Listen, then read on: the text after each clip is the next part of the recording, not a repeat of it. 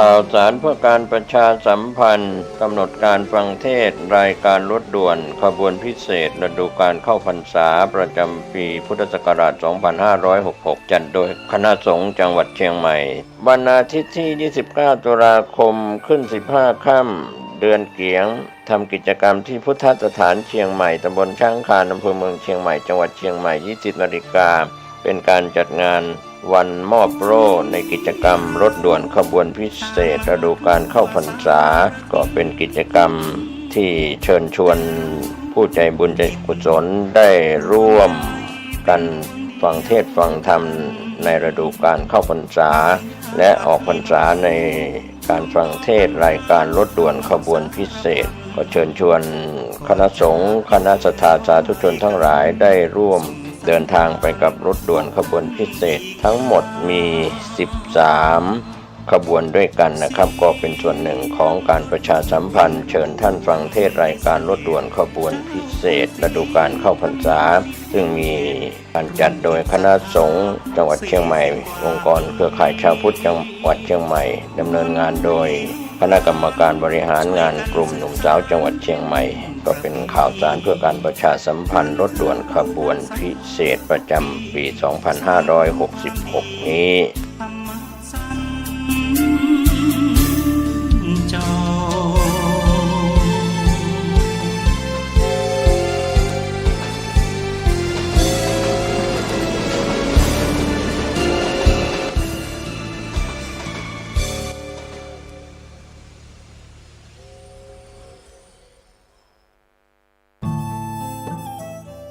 ท่านกำลังติดตามรับฟังสถานีวิทยุกระจายเสียงพระพุทธศาสนาแห่งชาติและสังคมคลื่นเพื่อการศึกษาพระพุทธศาสนาและวัฒนธรรมระบบ FM 104.5 เมกะเฮิรตซ์รายการต่อไปเป็นรายการคดีโลกคดีธรรม1 นาฬิกาทางสถานีวิทยุพระพุทธศาสนาแห่งชาติคลื่นต่างๆและท่านยังสามารถฟังผ่านแอปพลิเคชันที่ชื่อว่าวิทยุพุทธศาสนาทั่วไทยได้อีกด้วยในส่วนของจังหวัดสุพรรณบุรีท่านสามารถรับฟังได้ที่คลื่น FM 100.25 เมกะเฮิรตซ์วัดสามชุกอำเภอสามชุกจังหวัดสุพรรณบุรีสามารถรับฟังได้ในเวลา 9 นาฬิกาและ 20 นาฬิกาวันนี้จะเปิดเสียงการบรรยายของท่านเจ้าคุณพระราชวชรบัณฑิตพระมหาประนอมธรรมลังการโรเจ้าวัดพระจากแดงที่ค้างไว้ให้จบโดยจะเริ่มตั้งแต่ต้นให้ท่านฟังได้ใหม่จนกระทั่งจบรายการนะฮะเดี๋ยวให้เราไปติดตามรับฟังพร้อมๆกันได้ณบัดนี้ก็ขออนุโมทนากับศาสตราจารย์ดร.อุทิศสิริวรรณที่ได้นำเสนอโดยเฉพาะบาลีปาเลติติปาลิรักษาพระธรรมคำสั่งสอนขององค์พระสัมมาสัมพุทธเจ้าเอาไว้ได้นะเพราะนั้นก็คือบาลีมีอยู่ที่ไหนพระพุทธศาสนามีอยู่ที่นั่นที่สำคัญก็คือเรื่องการเรียนบาลีเพื่อเข้าถึงพระไตรปิฎกซึ่งการเรียนบาลีเนี่ยปกติเราก็จะนึกถึงคัมภีร์อะไรคัมภีร์ตัวช่วยคัมภีร์แปลพจนานุกรมและพจนานุกรมบาลีบ้านเราก็มีไม่เยอะเท่าไหร่และที่สำคัญก็คือมีไม่เยอะการใช้ก็ยังไม่เยอะเกิดอะไรขึ้นก็คือเราเรียนบาลีเราก็จะเน้นฉบับแปลพยัญชนะแปลยกศัพท์มาดูเทียบเคียงแล้วก็แปลไปการที่ใช้พจนานุกรมบาลีเป็นคู่มือในการเรียนบาลีจริงๆเรายังใช้กันน้อยเมื่อใช้กันน้อยบาลีเรายังไปไม่ถึงฝั่งเรียกว่าปาลิปาระคูพูดถึงฝั่งแห่งบาลีปาลิปาระคูพูดถึงฝั่งแห่งบาลีเนี่ยจริงๆแล้วตั้งแต่ประโยค 6คณะกรรมการผู้จัดการสอบอนุญาตให้เอาหนังสือเข้าห้องสอบได้นั่นคือหนังสือโยชนามันหนังสืออะไรล่ะหนังสือแปลบาลีเป็นภาษาบาลีแปลบาลีเป็นบาลี เหมือนพจนานุกรมไทยอธิบายเป็นไทยพจนานุกรมอังกฤษอธิบายเป็นอังกฤษแล้วก็พจนานุกรมบาลีก็เช่นเดียวกันอธิบายเป็นภาษาบาลีในลักษณะเช่นนี้ก็คือเช่นปาจิตตยาธิโยชนาอภิธรรมัฏฐโยชนาคัมภีร์โยชนาคือคัมภีร์ที่แปลบาลีเป็นบาลีถ้าเราเอาบาลีแปลเป็นบาลีมาอ่านรู้เรื่องภาษาบาลีของเราก้าวหน้าแล้วทำไมจึงอ่านไม่รู้เรื่องเหตุผลกัจจัยนะไม่ได้เรียนกัจจัยนะสูตรไม่ได้เรียนเพราะในคัมภีร์โยชนาเนี่ยแปลบาลีเป็นบาลีถ้าหลายท่านน่ะสอบประโยค6เคยเปิดโยชนาบางทีประโยค6ไปแปลอัตถกถาสมันตะมันก็แปลยากเพราะ1ไม่ได้เรียนตัวพระบาลีพระไตรปิฎก2ไปแปลอัตถกถาเลย3อนุญาตให้เอาโยชนาเข้าไปก็จริงแต่เราไม่สามารถเข้าใจเพราะพื้นฐานกัจจัยนะไม่ได้เรียนลูกศิษย์ไม่ได้เรียนเพราะเอาโยชนาให้ก็เหมือนกับว่าลิงได้มะพร้าวลิงมันปีนมะพร้าวได้เก็บลูกมะพร้าวได้ลิงกินมะพร้าวได้ไหมบอกไม่เป็นอาศัยคนนั่นแหละเพราะฉะนั้นก็คือจริงๆแล้วเนี่ยโยชนาเนี่ยจริงๆพอได้กัจจนะสูตรพอท่องได้นะครับกัจจนะสูตรได้ลูกศิษย์เคยเรียนมาเปิดโยชนาบาลีแปลเป็นบาลีให้ทุกประโยคเลยแปลให้ยังไม่พอวิเคราะห์ให้ด้วยนู่นนี่ด้วยทำไมมันง่ายอย่างนี้ล่ะก็นั่นแหละเมื่อใดก็ตามลิงได้มะพร้าวเสร็จลิงจับมีดปอกมะพร้าวเป็นลิงจะกินมะพร้าวเองโดยไม่ต้องอาศัยคนเพราะฉะนั้นนุกรมที่อาจารย์อุทิศทำเล่มนี้เป็นปาลิทูปาลิเพราะฉะนั้นนุกรมปาลิทูปาลิมันมีประโยชน์อะไรทำให้เราคุ้นชินกับภาษาบาลีเร็วขึ้นมันดีไหมดีใช้เป็นไหมใช้ไม่เป็นใช้ไม่เป็นเกิดอะไรขึ้นมันก็ไม่เกิดประโยชน์ไม่เกิดประโยชน์ก็คือแทนที่จะเป็น useful กลายเป็น useless useful คือใช้แล้วมันเกิดประโยชน์ได้จริงๆมันดีมากเลยดีมากเลยอ่านบาลีทูบาลีนี่ไม่นานหรอกเดี๋ยวบาลีเก่งแต่เราใช้ไม่เป็นเพราะใช้ไม่เป็นเกิดอะไร useless ใช้ไม่ได้เหมือนลิงได้มะพร้าวเพราะฉะนั้นจริงๆแล้วเนี่ยการเรียนการสอนบาลีทำไมเราเรียนบาลีมาหลายร้อยปีทำไมเราก้าวไม่ถึงปาลิปาลาคูถึงฝั่งพระบาลีก็ออกฟอร์ดเรียนบาลี4 ปีพูดบาลีได้แปลบาลีได้ก็เรียนกันยังไงล่ะที่ออกฟอร์ดก็เอาพจนานุกรมบาลีวางข้างๆทุกวันนักเรียนต้องมีพจนานุกรมบาลีวางข้างๆทุกวันเรียนไวยากรณ์ถึงเวลาแปลแปลพยัญชนะแปลโดยอัดเนี่ยไปอ่านเองในห้องได้แต่เวลาอยู่ในห้องเรียนเนี่ยอาจารย์จะให้เอาพจนานุกรมบาลีวางข้างๆเห็นคำศัพท์เปิดพจนานุกรมเปิดพจนานุกรมเปิดไปเปิดมาไม่ต้องท่องเปิดแล้วเกิดอะไรขึ้นมันเห็นคำแปลเห็นคำอธิบายไม่ถึง2 ปีคุ้นชินบาลีพอปี4ปี2ปี3ปี4บาลีอ่านเป็นพูดเป็นทำไมแปลเป็นแปลก็เป็นพูดบาลีก็เป็นทำไมเป็นล่ะเปิดพจนานุกรมบาลีเป็นประจำอันนี้ก็คือสำคัญมากครับในเรื่องการเรียนภาษาบาลีณปัจจุบันเนี่ยเราขาดเทคนิคลืมเอาพจนานุกรมมาใช้ทุกวันถ้าไม่ใช้ล่ะต้องท่องครับตอนนี้อยู่ท่ามโอผมท่องตอนบิณฑบาตท่องได้2 คาถาตอนกวาดลานวัดท่องอีก2 คาถาบิณฑบาตทำไมท่องได้2 คาถาเขียนแปะฝาบาทไปไม่ได้เดินท่องตะพื้นตะพือนะครับเขียนแปะฝาบาทไปดูไปแล้วก็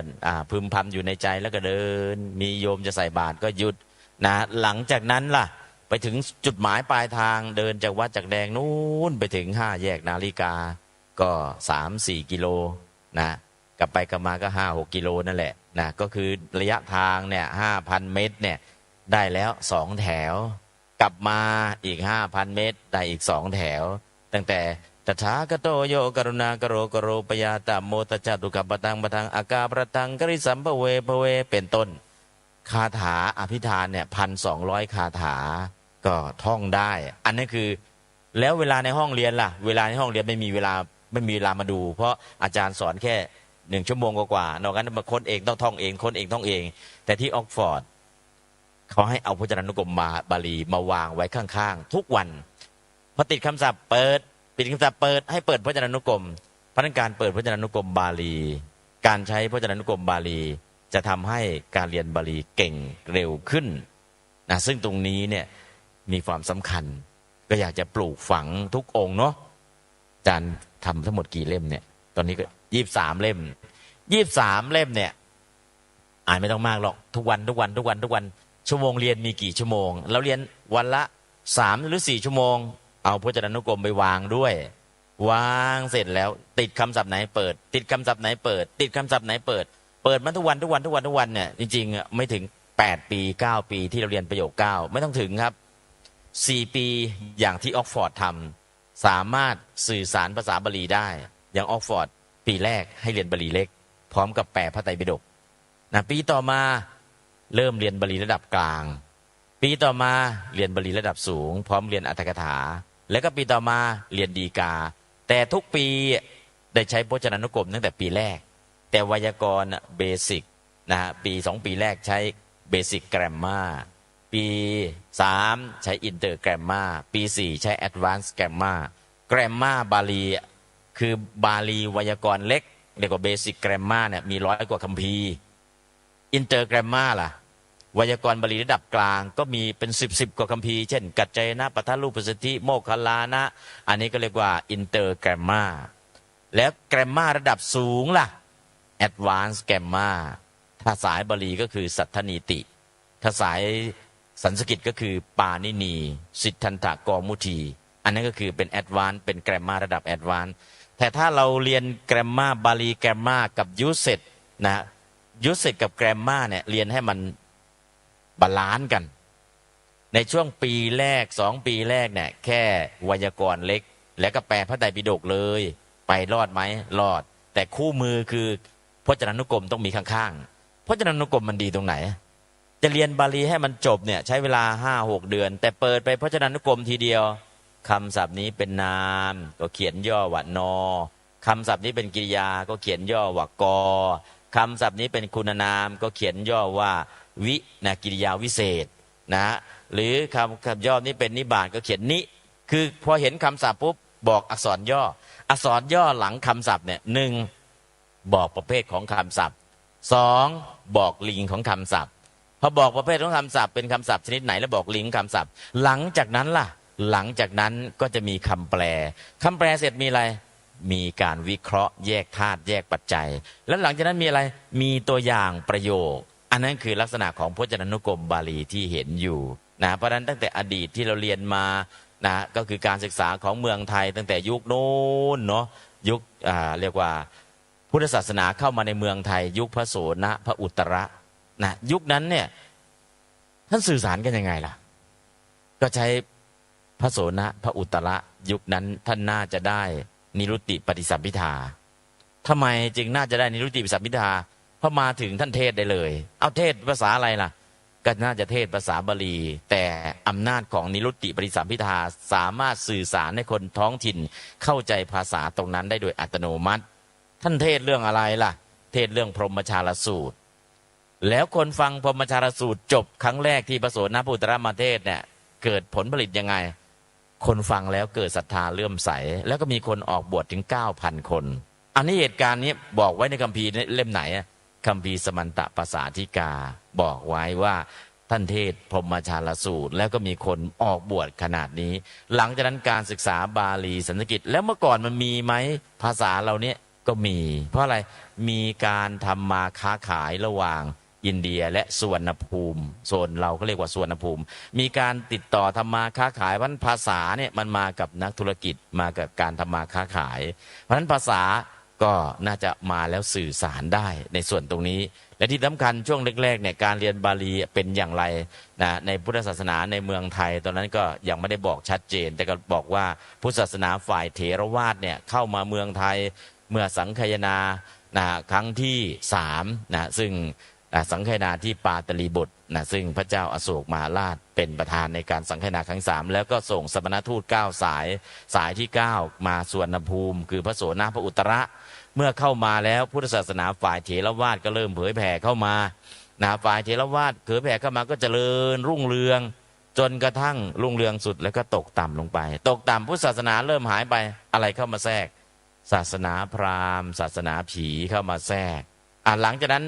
พราหมณ์ผีเข้ามาแล้วหมดยุคแล้วหลังจากนั้นมีอะไรเข้ามาแทรกอีก ยุคมหายานพุทธศาสนาฝ่ายมหายานเข้ามาทางตอนใต้ทางชวาทางใต้ขึ้นมาแล้วก็พุทธศาสนาฝ่ายมหายานทางเหนือเข้ามาแต่ช่วงนั้นในเมืองไทยก็เข้าสู่พราหมณ์ฮินดูเข้าสู่ไสยศาสตร์พอพุทธศาสนามหายานเข้ามารุ่งเรืองนานพอสมควรรุ่งเรืองขนาดไหนหลายท่านอาจจะท่องบทสวดได้เช่นอิมัสมิงมงคลจักรวาลทั้ง8ทิศประสิทธิจงมาเป็นกำแพงแก้วทั้ง7ชั้นบทสวดใดก็ตามที่เป็นบาลีไทยสันสกฤตบทสวดนั้นเป็นบทสวดของพุทธแบบมหายานอิมัสมิงบาลีมงคลจักรวาลเป็นภาษาไทยที่มาจากภาษาบาลีทั้ง8ทิศภาษาไทยประสิทธิสันสกฤตจงมาเป็นกำแพงแก้วภาษาไทยทั้ง7ชั้นภาษาไทยหรือทานะปารามีสัมปันโนทานะอุปปารามีสัมปันโนทานะปรมัตถปารามีสัมปันโนเมตตาไมตรีกรุณามุทิตาอุเบกขาปารามีสัมปันโนอิติปิโสภควาเมตตาเป็นบาลีไมตรีเป็นสันสกฤตเมตตาไมตรีบาลีไทยสันสกฤตอยู่ในบทสวดบทนั้นน่ะเป็นบทของมหายานคนไทยก็เอาแบบบทเหล่านี้มาใช้พอหลังจากนั้นยุคหลังมหายานกำลังเจริญรุ่งเรืองอยู่ในขณะนี้พระเถระชาวมอญที่อยู่เมืองสะเทิมเดินธุดงค์ไปที่ภูกามพระเจ้าอโนรธามังช่อนั้นก็นับถือมหายานอยู่พอเห็นพระจิงอรหันต์เดินธุดงค์มาโอ้เป็นพระเถระโกนหัวก็เป็นนักบวชนะแต่ทำไมไม่ขี่ม้าไม่มีเพลงดาบไม่มีกระบี่กระบองทำไมยังสำรวมอินทรีย์อย่างนี้เข้าไปคุยไปสนทนากับชิงอรหันต์ก็ทราบว่าเป็นพระฝ่ายเถรวาทซึ่งสอนคำสอนจากพระไตรปิฎกโดยตรงแล้วชิงอรหันต์ก็เทศโปรดพระเจ้าอโนรธาด้วยคาถาอัปปมาโดอมตังบดังปมาโดมัจจุโนบดังอัปปมัตตานมียันติเยปมาตายถามตาอัปปมาโทความไม่ประมาทคือการไม่ลืมที่จะทำกุศลกรรมอยู่เนืองอมตังปะทังเป็นเหตุแห่งอมตะมหานิพพานปมาโทความประมาทขาดสติมัจจุโนปทังเป็นเหตุแห่งการเวียนว่ายตายเกิดอัปปมัตตาบุคคลผู้ไม่ประมาทคือเจริญสติอยู่เนืองแล้วณมียันติย่อมไม่ตายคือเข้าถึงอมตะมหานิพพานเยปมัตตาส่วนบุคคลใดผู้ประมาทขาดสติแล้วยะถามตาถึงมีชีวิตอยู่ก็เหมือนตายทั้งเป็นพระเจ้าอโนรธาได้ฟังจากชิงอรหันต์เกิดศรัทธาเลื่อมใสนิมนต์ชิงอรหันต์ไปเข้าไปในเมืองภูกามแล้วก็ให้พระที่ในเมืองภูกามเป็นพระมหายานมาบวชเป็นเถรวาทองค์ไหนไม่บวชถูกจับศึกก็ประมาณ 6,000 รูปถ้าไม่ถูกจับศึกล่ะหนีกลับไปนู่นแถวชายแดนอินเดียชายแดนเมืองจีนกลับไปโซนโน้นจากนั้นพุทธศาสนาฝ่ายเถรวาทก็ได้รับการเผยแผ่ที่ภูกามแล้วก็ส่งพระภูกามไปเรียนที่ลังกาแล้วก็นำพระลังกามาเผยแผ่พุทธศาสนาเถรวาทจากนั้นจากพุทธศาสนาเถรวาทจากภูกามขยายมาทางเชียงใหม่ขยายมาเมืองไทยพุทธศาสนาฝ่ายเถรวาทก็หันกลับมาฟื้นฟูอยู่ณปัจจุบันนี้แหละนั่นคือที่มาที่ไปเพราะนั้นก็คือยุคแต่ละยุคเนี่ยมันมีเปลี่ยนแปลงหลายยุคหลายสมัยแต่ในยุคของมหายานเราก็จะเห็นว่าเจดีย์ใหญ่โตมโหฬารอันนั้นเจดีย์ของมหายานก็จะมีพระเรียกว่าอโลกิตะเกศวรอะไรต่างๆเนี่ยก็คือมีมหายานมีอะไรต่างๆเพราะฉะนั้นเจดีย์เก่าๆแก่ๆเนี่ยเราก็จะเริ่มเห็นเจดีย์ยิ่งใหญ่มากๆเลยแต่เป็นยุคของมหายานยุคของเถรวาทก็จะมีการเรียนการสอนวัดวาอารามจะไม่ใหญ่โตเท่าไหร่นักแต่พอหมดก็คือหมดไปเลยเพราะฉะนั้นพุทธศาสนาก็เนี่ยหมุนเวียนเปลี่ยนไปในลักษณะนี้จนกระทั่งมาถึงยุคสุโขทัยการเรียนการสอนพุทธศาสนาก็เริ่มฟื้นขึ้นมาอีกแล้วก็มาถึงยุคอยุธยาช่วงแรกก็ยังไม่ได้ฟื้นฟูหลังจากนั้นก็ได้รับการฟื้นฟูพุทธศาสนาก็หมดยุคอยุธยามาถึงยุค กรุงธนก็เริ่มจะฟื้นฟูศาสนาหมดยุคกรุงธนก็เข้ามาสู่ยุครัตนโกสินทร์พอยุครัตนโกสินทร์ก็เริ่มฟื้นฟูพุทธศาสนาตั้งแต่ร.2 ก็ปรับหลักสูตรการเรียนการสอนนะพอถึงยุคร.2 ปรับหลักสูตรการเรียนการสอนแล้วมาถึงยุคร.4 ก็เริ่มปรับอีกจนยุคร.5 ก็การปรับก็หยุดตรงนั้นเรื่องการเรียนการสอนบาลีก็หยุดพอมาถึงยุคร.6 กันนั้นก็จะเอามงคลคำฉันนะเข้าไปสู่สังคมแต่การเรียนการสอนบาลีหยุดพัฒนาตั้งแต่ร.5 จนกระทั่งมาถึงยุคปัจจุบันนี่แหละเพราะฉะนั้นการเรียนการสอนบาลีในประเทศไทยก็มีวิวัฒนาการในลักษณะอย่างนี้เพราะฉะนั้นเมื่อมีวิวัฒนาการอย่างนี้เราเห็นแล้วตั้งแต่อดีตจนถึงปัจจุบันเราขาดอะไรเรามีอะไรยุคมันเปลี่ยนแปลงอยู่ตลอดเวลาตอนนี้ที่เราจะต้องทำได้ก็คือพัฒนาการเรียนการสอนบาลีให้เข้าถึงพระไตรปิฎกได้จริงๆโดยอาศัยเครื่องมือคือกุญแจ4 ดอกกุญแจแรกคือไวยากรณ์เล็กไวยากรณ์กลางไวยากรณ์ใหญ่3ระดับต้องเรียนแล้วคัมภีร์ที่2คือคัมภีร์พจนานุกรมบาลีพจนานุกรมเล่มเล็กๆพจนานุกรมระดับกลางพจนานุกรมระดับบิ๊ก3ไซส์ของพจนานุกรมต้องเอามาใช้แล้วก็คัมภีร์ฉันทลักษณ์แบบไทยฉันทลักษณ์แบบย่อๆแล้วก็ฉันทลักษณ์แบบพิสดารฉันทลักษณ์แบบพิสดารในเมืองไทยมันเคยมีไหมมีฉันทศาสตร์ของนายฉันคำวิไลซึ่งผู้แต่งได้มรณภาพไปแล้วหนังสือเล่มนี้ยังไม่ได้มีการเอามาพิมพ์ใหม่แต่ผมก็ได้ต้นฉบับนะมาแล้วก็มาถ่ายเก็บไว้นะเป็นสำเนาคือฉันทศาสตร์เอาอะไรมาเขียนเอาฉันบาลีแล้วก็ฉันไทย2ฉันมาเขียนเป็นฉันทศาสตร์นะอย่างละเอียดแล้วก็พิมพ์ครั้งแรกครั้งเดียวไม่มีพิมพ์อีกเลยแต่ถ้าไปดูในห้องสมุดจุฬาห้องสมุดธรรมศาสตร์ห้องสมุดมหาลัยใหญ่ๆหรือร้านหนังสือเก่าๆสมัยโบราณเช่นสนามหลวงก็ยังมีหนังสือเล่มนี้อยู่นะเพราะฉะนั้นในส่วนตรงนี้นะก็อยากจะให้ทุกท่านได้รับรู้รับทราบว่าการเรียนการสอนในส่วนของพระไตรปิฎกของเราการเรียนการสอนพระบาลีของเราตั้งแต่อดีตจนปัจจุบันเนี่ยกำลัง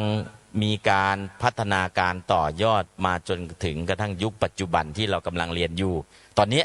มีปริญญา1ถึงปริญญา9มาก่อนมีปริญญาตรีปริญญาโทปริญญาเอกมีอยู่3ชั้นจาก3ชั้นขยายเป็น9ชั้นจาก9ชั้นเราจะกลับไปอีกเป็น3ชั้นเหมือนเดิมได้ไหมก็ทำได้แต่จัดหลักสูตรยังไงล่ะนะจัดสูตรยังไงก็เมื่อคืนก็ได้ประชุมสัมมนากันนะในช่วงค่ำๆนะก็ได้คุยกันแล้วเราจัดหลักสูตรยังไงบ้างเพื่อให้มันทันสมัยนะตอนนี้ก็กำลังหาแนวร่วมแล้วก็ทำให้ดูเป็นตัวอย่างเช่นเอาธรรมบทมา1เล่มธรรมบทที่เราเรียนอยู่ณปัจจุบันจะมีแปลโดยอัดแปลโดยพยัญชนะแปลเผด็จแปลยกศัพท์คันธิแล้วก็จะมีแบบนี้แล้วก็ทำบทเทศนาของหลวงพ่อสมเด็จวัดมหาธาตุนะแล้วก็ทำบทของหลวงพ่อสมเด็จวัดพิชัยญาติแล้วก็ทำบทคำกรของวัดเบญวัดชมกรูดแล้วก็ทำบทคำโครงแบบโบราณอันนี้คือเรื่องทำบทอย่างเดียวเนี่ยเราก็จะมีจากหลายสำนักนะที่แปลที่เขียนที่แต่งเราเอาทั้งหมดทั้งมวลเนี่ยมาดูแล้วก็จัดระบบใหม่นะด้วยmind map ก็ดี infographic ก็ดี powerpoint ก็ดีทำอย่างไรการเรียนบาลีณปัจจุบันจะให้เป็น active learning คือเอา AI เข้าไปช่วยแต่ AI ทำให้เรียนเร็วก็จริงแต่สุดท้ายเราต้องอาศัยการอ่านการฟังการสวดการสนทนาคือถ้าทักษะการอ่านการฟังการสวดการสนทนาไม่เกิดกับชีวิตของเราจริงๆเนี่ยไปกด AI มันก็ฉลาดนะแต่มันความรู้ไม่ใช่อยู่ในสมองของเรามันอยู่ในเครื่องเราต้องเอาความรู้โดยอาศัย AI เอาใส่วิทยาการสมัยใหม่เนี่ยเข้ามาสู่ในวิถีชีวิตของเรานะเพราะฉะนั้นจึงอยากจะให้ทุกท่านที่มาร่วมสัมมนาในวันนี้นะโดยเฉพาะท่านอาจารย์มหาจรัญพุทธปิโยนะปริญญาธรรม9ประโยคนะซึ่งก็เป็นพระชาวมาเลเซียมาอยู่เมืองไทยแล้วก็เรียนได้ทั้งบาลีน้อยบาลีใหญ่ทั้งอภิธรรมแล้วก็กำลังค้นคว้าพระไตรปิฎกแล้วก็กำลังสอนอยู่ที่วัดป่าธนน้ำทิพย์วันนี้และวันนี้ศาสตราจารย์ดร.อุทิศสิริวรรณนะก็ได้นำเสนอวิธีการเรียนตั้งแต่อดีตจนกระทั่งปัจจุบันแล้วก็เป็นผู้ทำตำราธรรมบทโดยเฉพาะแปลเพียรชนะของธรรมบทและที่สำคัญก็คือผลงานที่โดดเด่นณปัจจุบันเนี่ยคือคัมภีร์พจนานุกรมบาลีเป็นบาลีซึ่งบาลีเป็นบาลีสมัยก่อนมีไหมมีอาจารย์แลดีเซียดอท่านทำไว้มี5เล่ม ไม่มากหรอก5 เล่มแต่5 เล่มนั้นก็พิมพ์ครั้งแรกครั้งเดียวแล้วไม่มีใครเอามาใช้เนื่องจากว่าการเข้าถึงภาษาบาลีมันมีน้อยพอมีน้อยก็คือจริงๆถ้าเราเรียนบาลีด้วยบาลีได้นั่นคือพัฒนาการของภาษาบาลีเราไปถึงจุดสุดยอดแล้วนะเพราะฉะนั้นจริงๆแล้วเนี่ยอยากเป็นบาลีเร็วที่สุดให้เรียนบาลีด้วยภาษาบาลี Learn English by English แล้วคุณจะ speak English fluently นะสามารถพูดได้เหมือนเจ้าของภาษา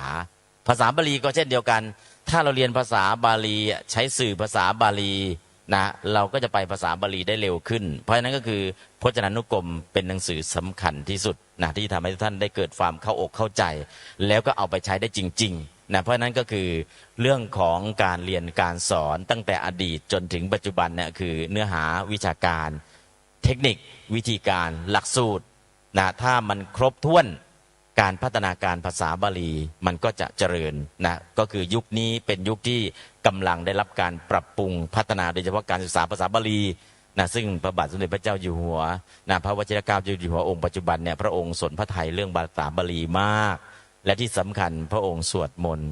อย่างน้อยวันหนึ่งวันละ2 ชั่วโมงและก็พระองค์สนพระทัยเรื่องภาษาบาลีแล้วก็อยากจะส่งเสริมการเรียนการสอนบาลี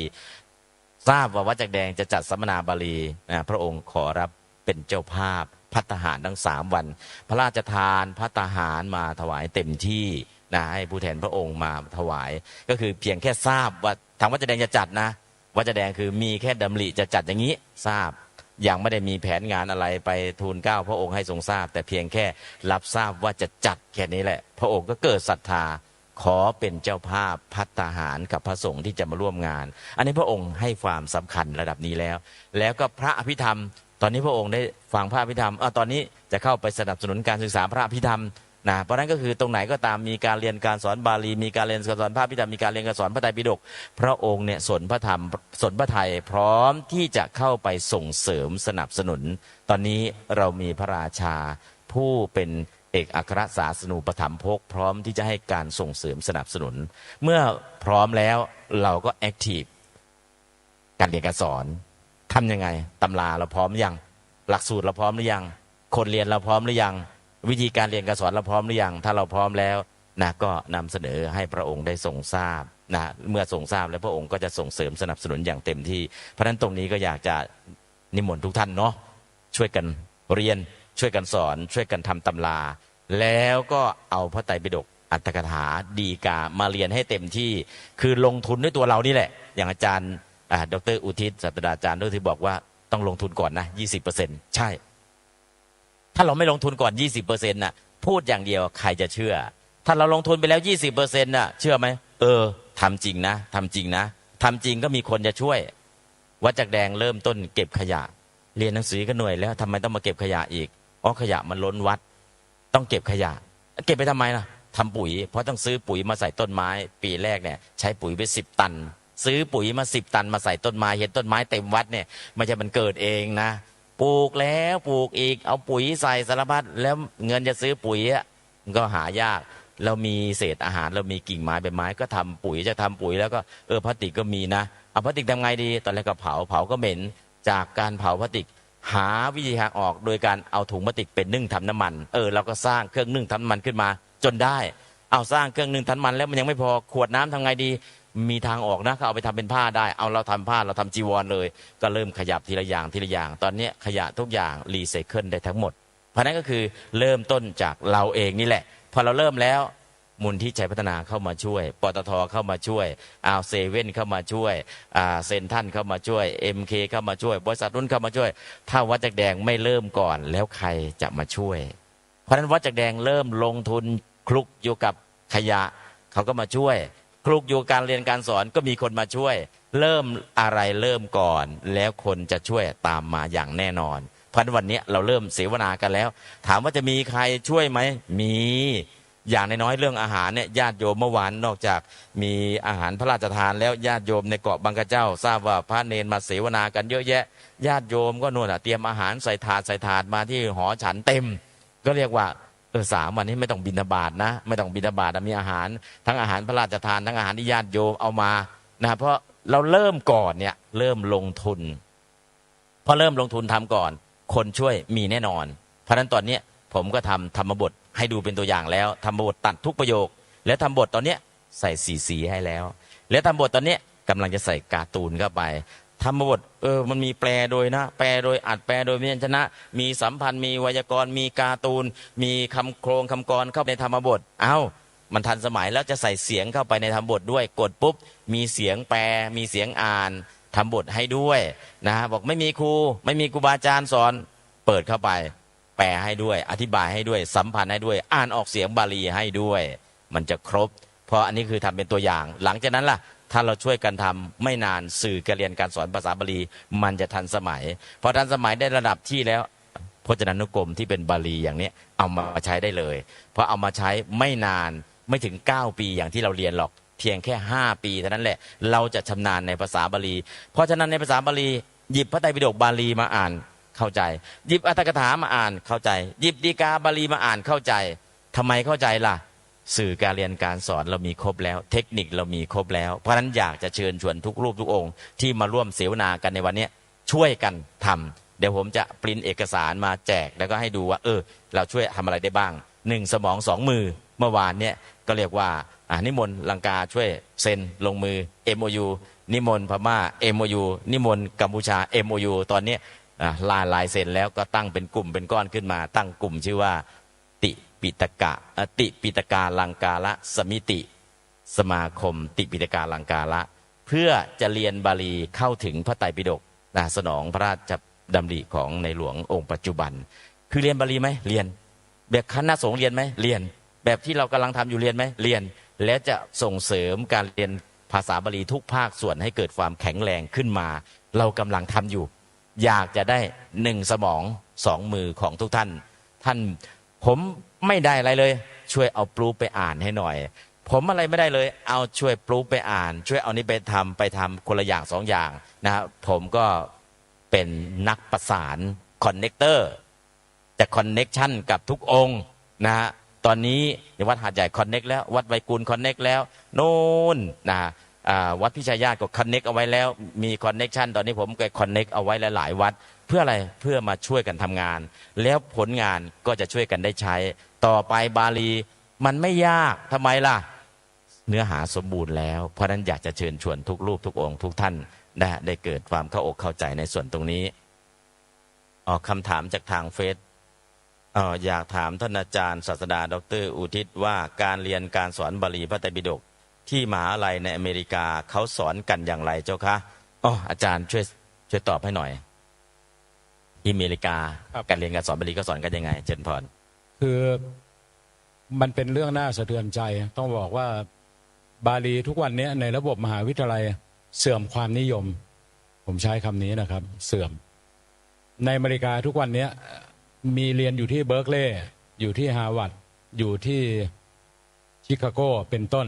แต่สิ่งที่เขาเรียนนี่จะเหมือนกันหมดเลยคือต้องผ่านคอร์สเวิร์กก่อนคอร์สเวิร์กก็คือรายวิชาปกตินะครับพอผ่านคอร์สเวิร์กจบประมาณสัก12 วิชาซึ่งไม่ได้เรียนแค่บาลีอย่างเดียวต้องเรียนสันสกฤตเรียน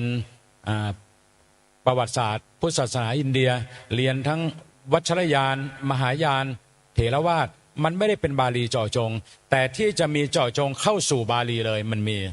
ตอนที่จะเลือกทำดุษฎีนิพนธ์ตอนจะทำนะครับเช่นผมยกตัวอย่างเช่นฮาร์วาร์ดเนี่ยถ้าท่านจำทำดุษฎีนิพนธ์เล่มหนึ่งหนาประมาณเท่านี้ความหนานะส่วนมากไม่เกินนี้ที่ผมเห็นนะท่านก็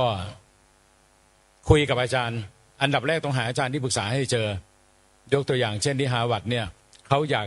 จะทำวิจัยทางบาลีเขาก็บุกมาที่วัดสุทัศน์บุกมาที่จุฬาก่อนแล้วจุฬาพามาวัดสุทัศน์มาเอาเรื่องโสตัทกีท่านคงเคยได้ยินกันนะครับโสตัทกีเขามาปฏิวัติจากอักษรขอมแต่เขาไม่ต้องขอมแล้วล่ะเขารัดเพราะว่ามีงานศพสมเด็จพุทธาจารย์สักอย่างนะครับถ้าผมจำไม่ผิดเล่มนั้นมันมีแปลเป็นไทยแล้วเขาก็ให้อาจารย์คนไทยเนี่ยช่วยกันปฏิวัติจากไทยมาเป็นบาลีโรมันเสร็จแล้วเขาก็แปลแล้วก็วิเคราะห์ถ้าเราอยากจะเห็นแนวนี้ไปเข้าไปในเว็บไซต์จุฬาลงกรณ์มหาวิทยาลัยไปเลือกโหลดของคณะเอเชียใต้เดี๋ยวนี้ไม่มีบาลีสันสกฤตนะเขายุบหมดแล้วตอนนี้ทั่วโลกมันกลายเป็นเซาท์อาเซียนนี่คือความน่ารันทดนะผมบอกกันนะบาลีในระดับนานาชาติเนี่ย จะถือว่าตายสมบูรณ์แบบก็ได้แม้กระทั่งที่โซแอดที่เจ้าคุณสุวิทย์ท่านไปเรียนผมบอกท่านจะตกใจนะหรือว่าที่ออกฟอร์ดเนี่ยมันกลายเป็นมิดเดิลอีสต์กับเซาท์อีสต์อาเซียนกลายเป็นว่าในคณะที่พระจะไปเรียนออกฟอร์ดทุกวันนี้มีแต่พวกอิสลามมาเรียนเป็นเรื่องของตลาดผมใช้คำนี้แล้วกันนะคือทางเราไม่มีใครส่งขึ้นไปเลยเราไม่ให้ทุนกันนะครับนั้นถ้าผมจะเติมอีกเรื่องหนึ่งคือเราจะต้องช่วยกันผลักดันทุนการศึกษาตัวนี้สำคัญนะผมพูดอยู่บ่อยๆผมรณรงค์อยู่บ่อยๆสิ่งที่ผมอยากเห็นคือเนนเราเนี่ยควรจะได้รับโอบอ้อมจากวัด 40,000 กว่าวัดผมทำสถิติล่าสุดวัดมี 40,000 กว่าวัดนะท่านถ้า 40,000 กว่าวัดเราเนี่ยซัพพอร์ตทุนนะให้ไปต่อไปเรียนรู้ไม่ใช่ไปเป็นขี้ข้าฝรั่งนะแต่ไปเอาอะไรนะครับเม็ดวิธีวิจัยอะที่ท่านเจ้าคุณประนอมพูดเนี่ยท่านเจ้าคุณประนอมท่านทำในระดับเขาเรียกว่าระดับประเทศระดับในอาเซียนไว้แล้วไทยพม่ากับลังกาซึ่งฝรั่งอยากได้นี่ผมพูดตรงๆนะศาสตราจารย์โอซาก้าวินฮินิวเบอร์บอกเลยนะครับบอกว่าเขาเนี่ยอยากได้มากอยากได้ไอ้ตัวเนี่ยเล่มแบบนี้ท่านเจ้าคุณแต่เขาไม่มีข้อมูล23เล่มนี้เขาให้ผมแปลเป็นโรมันผมแปลแล้วนะครับแล้วเขาบอกว่าอยู่ที่ทางเราแล้วทางเราปัญหานะครับเราไม่สื่อสารภาษาอังกฤษเนี่ยถ้าถามผมนะมีจุดเดียวเราต้องกล้าที่จะเรียนโดเฟลให้ได้600ตัวนี้ผมฝากนะท่านเจ้าคุณนั้นพูดถูกแล้วอยากเรียนบาลีก็ต้องโดยบาลีดิกชันนารีบาลีอังกฤษก็ต้องบายอังกฤษเรามัวแต่ กลัวภาษาอังกฤษอันนี้ฝากไว้นะครับแล้วในอเมริกาเองเนี่ยถ้าอยากจะไปเรียนทุกวันนี้เรียนได้จบลงตอนทำดุษฎีนิพนธ์ทำเป็นเล่มนี่ครับเป็นเล่มปริวัติคัมภีร์ซึ่งมีคัมภีร์เหลือทั่วโลกนะครับฝรั่งเขาวิจัยมาแล้วเหลืออยู่ในพม่าเยอะสุด 4,000 กว่าคัมภีร์ทุกวันนี้ญี่ปุ่นนะครับที่เมืองไซตามะเขาโคกันกับบาลีปกรณ์แล้วเขากับวัดเล็กๆวัดหนึ่งอยู่ทางตอนใต้ของย่างกุ้งเขาทำหอสมุดบาลีเลยแต่เมืองไทยไม่มีใครรู้เลยเป็นเรื่องแปลกมากนะไม่มีครับอันนี้ผมบอกไว้นะครับในญี่ปุ่นเขาซัพพอร์ตเราอยู่เรื่องเงินเขามีไต้หวันนี่เขาพร้อมพิมพ์ตำราอลิมิเต็ดนะนี่ผมบอกกันนะในไต้หวันสมมติถ้าเจ้าคุณนำเสร็จปุ๊บผมพอมีเบอร์แต่ผมยังไม่ได้ติดต่อผมเคยถามรองที่การบดีมจรต่างประเทศเพื่อนกันท่านบอกว่าเขารับพิมพ์ครับโอ้สาธุเลยท่านสาธุครับอันนี้ต้องบอกไว้นะเลยอยากจะฝากนิดนึงว่าระบบในอเมริกาเป็นอย่างนั้นระบบที่ออกฟอร์ดเป็นอย่างนั้นแต่ความยากคือการต้องมีคนเรคคอมเมนต์เข้าไปท่านต้องพึ่งพาอย่างผมเป็นต้นเป็น1 ใน 3นะ1 ใน 3จากฝรั่งอะไรพวกนี้ช่วยกันอันนี้ปรารณาไว้นะครับถ้าเกิดใครอยากเรียนผมยินดีเขียนเรคคอมเมนต์ให้ครับ1 2 3ก็ในช่วงนี้ก็พอสมควรแก่เวลานะก็ท่านมหาจรัญก็ได้เกริ่นนำการเรียนการสอนนะแล้วก็ผมก็ให้วิธีการองค์ความรู้ 25% ที่ได้จากครูบาอาจารย์แล้วก็อาจารย์ศาสตราจารย์ดร.อุทิศสิริวัลย์ก็ได้พูดถึงเรื่องการเรียนภาษาบาลีนะต้องเอากายใจของเราเข้าไปลงทุนในการเรียนอย่างน้อยเราทุ่มกายทุ่มใจทุ่มเทกายและใจเข้าไปเรียนอย่างจริงจังเราก็จะเห็นผลโดยเฉพาะบาลีเป็นภาษาของพระสัมมาสัมพุทธเจ้านะก็เป็นภาษาที่ยกระดับชีวิตนะเป็นภาษาที่ปั้นดินให้เป็นดาวปั้นเด็กให้เป็นเนนปั้นเนนให้เป็นพระปั้นพระปุถุชนให้เป็นพระ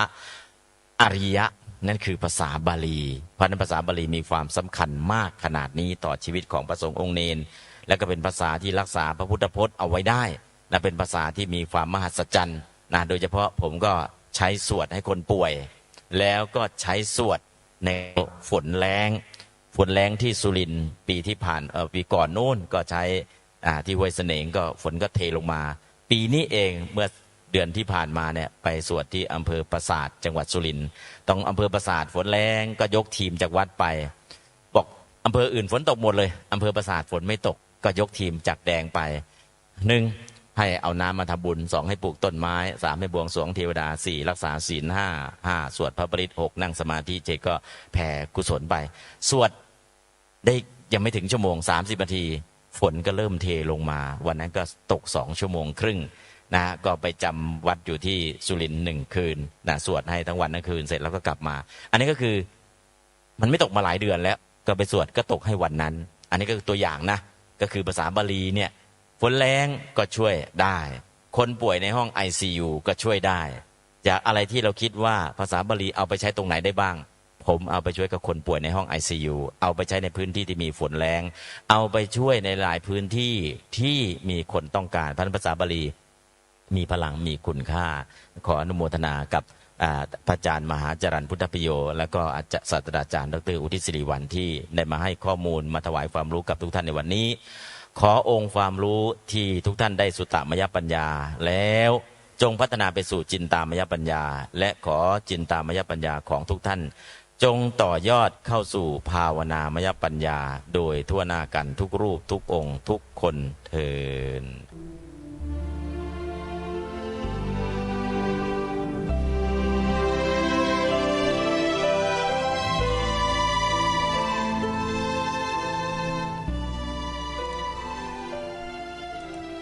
ท่านสาธุชนผู้ฟังทุกท่านการสัมมนาวิชาการศึกษาพระปริยัติศาสตร์นานาชาติที่วัดจากแดงได้จัดให้มีขึ้นจริงๆแล้วมีเนื้อหาสาระที่เป็นทางวิชาการเยอะมากตลอดทั้ง3วันโดยเริ่มตั้งแต่วันที่13ตุลาคมจนถึงวันที่15ตุลาคมศุกร์เสาร์อาทิตย์ทั้ง3วันแต่ที่นำมาเปิดให้ฟังนั้นได้จัดมาได้เจาะมาเฉพาะบุคคลที่ท่านพูดแล้วได้เนื้อหาสาระที่เป็นประโยชน์ต่อพวกเราคนไทยโดยเฉพาะเพราะพูดเป็นภาษาไทยเล่าสู่กันฟังจากที่หนึ่งที่ได้ไปดำเนินการมาไปศึกษาเรียนรู้มาผ่านประสบการณ์มาท่านก็นำมาเล่าให้เราฟังแล้วก็สรุปลงตรงที่ว่า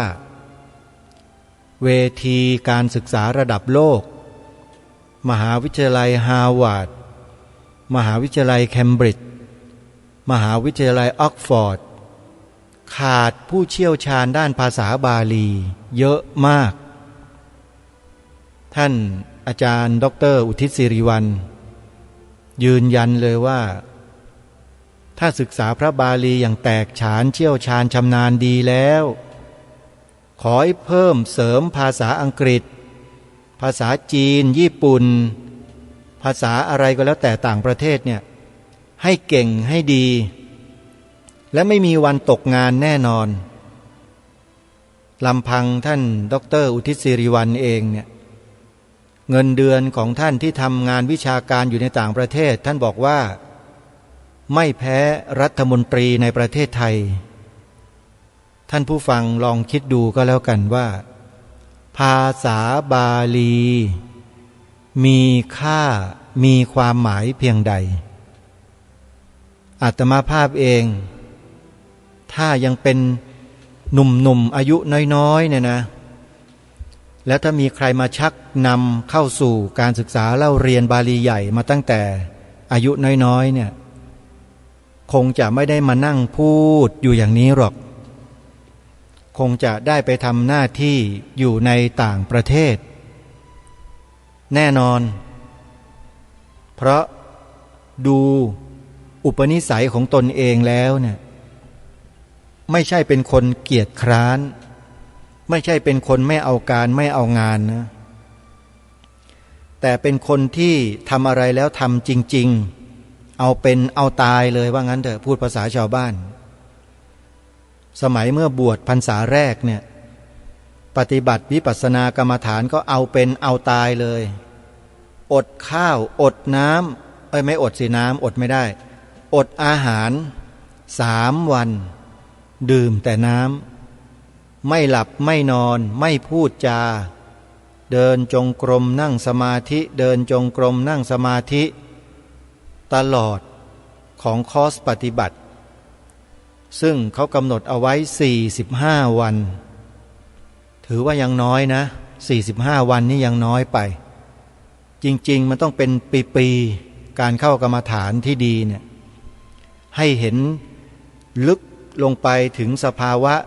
ที่ละเอียดที่ชัดเจนมากกว่านี้นี่ขนาดแค่45 วันเท่านั้นนะยังเป็นได้ขนาดนี้แล้วถ้าเป็นปีทำได้ตลอดทั้งปีทั้งชาติเคร่งครัดเอาจริงเอาจังเอาเป็นเอาตายแบบนั้นตลอดชีวิตจะขนาดไหนโยมพอดีว่าศาสนาพุทธ องค์สมเด็จพระสัมมาสัมพุทธเจ้าตรัสสอนถึงเรื่องของมัชฌิมาปฏิปทาไม่จำเป็นที่เราจะต้องไปทรมานสังขารร่างกายถึงเพียงนั้นอาจจะไม่เกิดประโยชน์ด้วยซ้ำไปแต่ทรงให้เน้น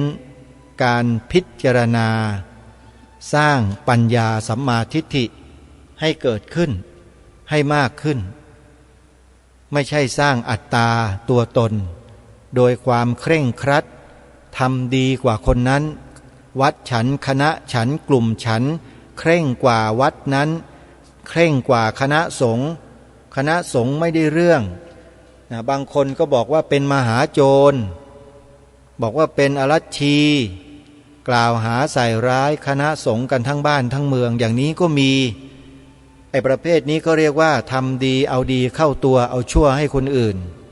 คนประเภทนี้คบได้ไหมลองพิจารณากันดูนะศาสนาพุทธสอนให้มีความเมตตาความกรุณาต่อเพื่อนมนุษย์ด้วยกันไม่แยกแยะแต่อันเนี้ยมันนอกจากไม่แยกแยะแล้วมันยังด่าขลมใส่พระใส่เนนใส่สงฆ์อีกแล้วไปเชื่อถือกันอยู่ได้ยังไงอยากรู้ไหมว่าใครถ้าอยากรู้ไปเปิดดูใน YouTube พิมพ์คำว่าธนวัฒน์โจกระโทกแล้วท่านจะรู้เองว่าใครกลุ่มนี้มีทั้งในเครือข่ายเขามีอยู่พูดจาภาษาเดียวกันคือโจทย์พระสงฆ์ทั้งประเทศเป็นมหาโจรเป็นนู่นเป็นนี่อะไรต่างๆจนคนเข้าใจผิดกันไปเยอะแยะไปหมดเลย